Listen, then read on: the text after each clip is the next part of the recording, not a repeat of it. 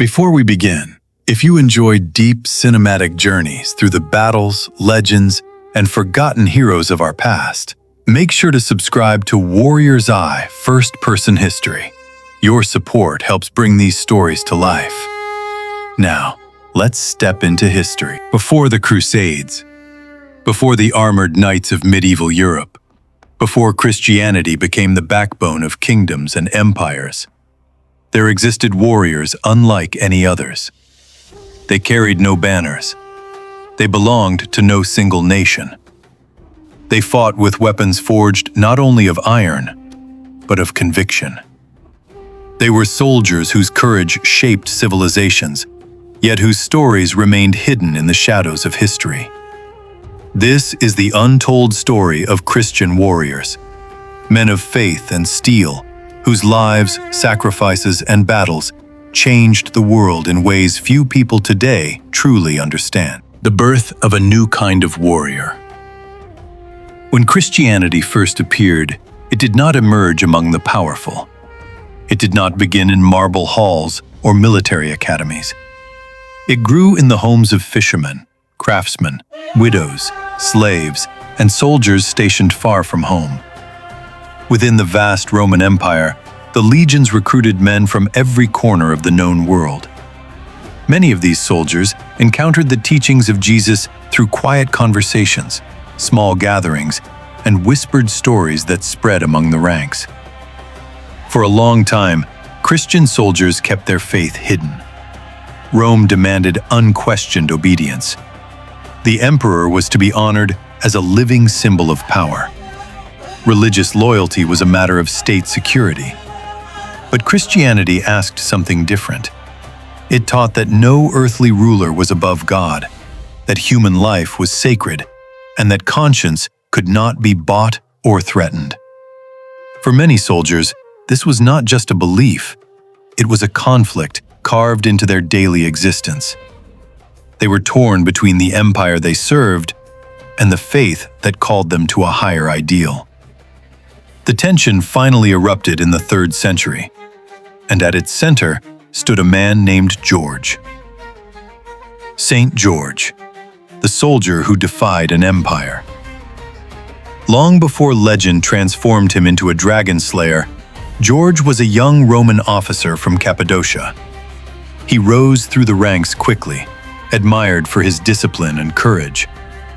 But when Emperor Diocletian began a brutal campaign against Christians, George refused to participate.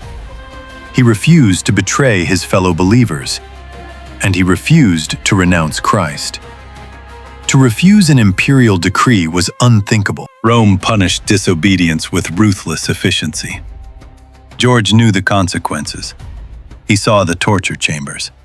He watched soldiers dragged into prisons. And still, he stood firm. For him, faith was not an abstract idea. It was a truth worth more than rank, more than honor, more than life. His execution was meant to be a warning, a demonstration of imperial authority. But instead, it sparked an underground wave of courage throughout the army. Stories of his defiance spread from outpost to outpost. Soldiers whispered his name like a battle cry of conscience. To many Christians, George became the symbol of the warrior who chooses righteousness over survival. A man who loses everything, yet wins immortality. The Theban Legion, an army that chose martyrdom. If George's story was a spark, then what happened next was a blazing fire. The Theban Legion, more than 6,000 soldiers recruited from Upper Egypt, was one of the elite units of the Roman army. They were admired for discipline and battlefield skill, but they were also Christians. When sent to Gaul to suppress a local uprising, they found themselves ordered to massacre unarmed civilians. They refused. A legion refusing an order was beyond treason. It was a threat to imperial stability. The punishment was decimation, killing 1 out of every 10 soldiers. Then another decimation. Then another. Still, they refused. Their commander, Maurice, refused to bend. They would not kill the innocent. And so the empire executed the entire legion. It was the largest mass martyrdom in Christian history, and it sent shockwaves across the empire. Rome could crush their bodies, but not their conviction. To persecuted believers, the Theban Legion was proof that faith could stand even against imperial terror. To Christian soldiers, it was a declaration that a warrior's true loyalty was not to cruelty, but to justice. The rise of the desert warrior monks. By the 4th and 5th centuries, Christianity was no longer a hunted faith. It spread rapidly across the Mediterranean world. As the empire fractured and borders crumbled, new dangers emerged. Desert tribes raided villages. Bandit armies roamed the wilderness. Cities collapsed under waves of chaos. And in this world, a surprising new kind of warrior appeared: the monk. These were men who fled the cities seeking solitude, prayer, and simplicity. They wanted nothing to do with politics or warfare. But the world had other plans. When raiders threatened pilgrim routes, monks defended them. When villages begged for help, monks organized militias. When Roman garrisons collapsed, monks became the last guardians of peace. They trained with wooden swords in courtyards lined with scriptures. They learned strategy from old Roman manuals.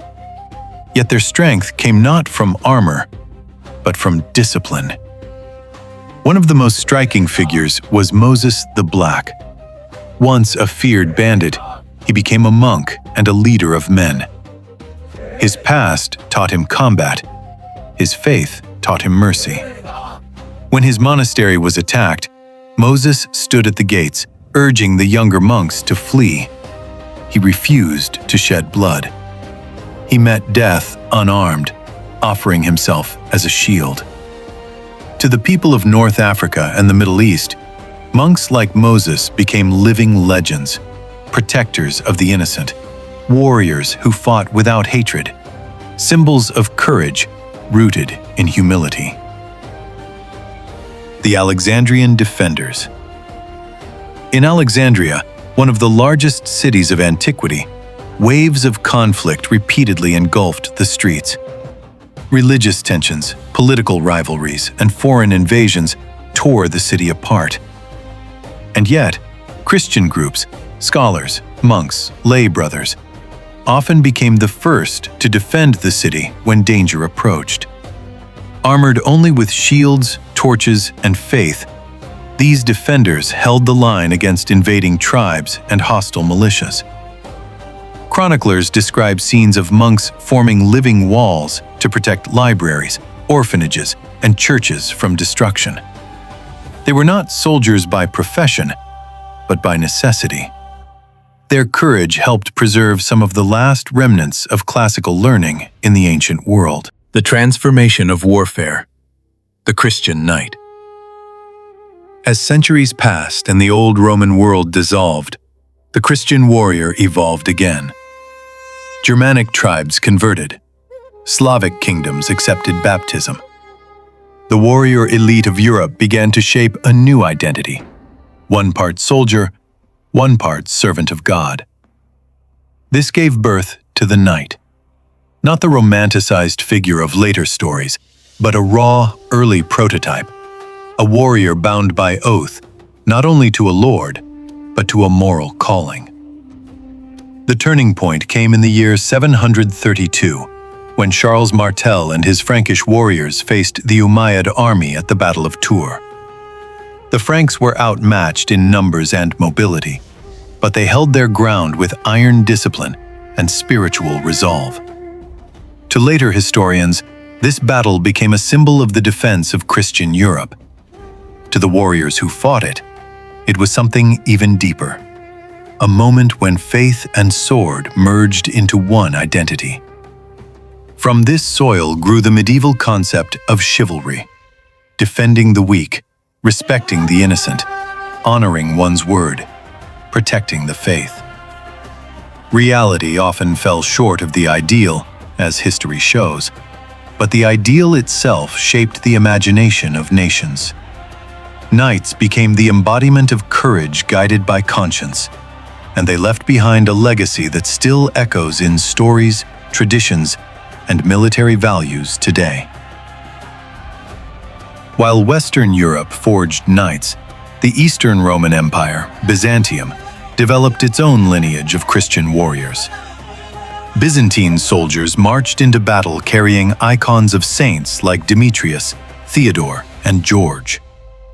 Before critical battles, commanders prayed before their images, asking for courage and protection. Legends spread of Saint Mercurius appearing as a ghostly warrior during sieges, striking fear into the empire's enemies. Whether factual or symbolic, these beliefs strengthened morale.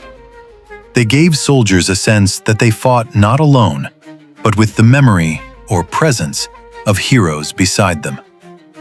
Byzantium survived centuries of invasions because its soldiers combined Roman discipline with Christian spiritual resilience. For them, warfare was not merely political. It was the defense of a way of life, a faith, a civilization. The universal legacy of Christian warriors. The story of Christian warriors stretches far beyond Europe or the deserts of the Middle East. In Armenia, the first Christian kingdom, warrior kings like Vardan Mamikonian fought to preserve their people's faith against overwhelming odds. In Ethiopia, Christian emperors led armies across mountain kingdoms, defending their traditions for more than 1,000 years. In Georgia, warriors like David the Builder rallied their people against invasions, earning a reputation for courage and unwavering devotion. These cultures, separated by thousands of miles, shared one idea: that a warrior's strength flowed not only from skill, but from the values he defended. Conclusion: the immortal idea. Empires rise, empires fall, but the ideal that a warrior fights for something greater than himself, that ideal endures. The Christian warriors of history were not perfect. They lived in violent times, made human mistakes, and faced impossible choices. But through their courage, their sacrifice, and their unwavering conviction, they shaped the world we inherited. This is their legacy: that faith can give strength deeper than fear, that conscience can guide a blade, and that the spirit of a true warrior is measured not by the enemies he defeats, but by the principles he chooses to defend. Their story is far from over. If this story moved you, inspired you, or showed you a side of history you've never seen before, consider subscribing to Warrior's Eye, first-person history. More legends, more battles, more untold stories await.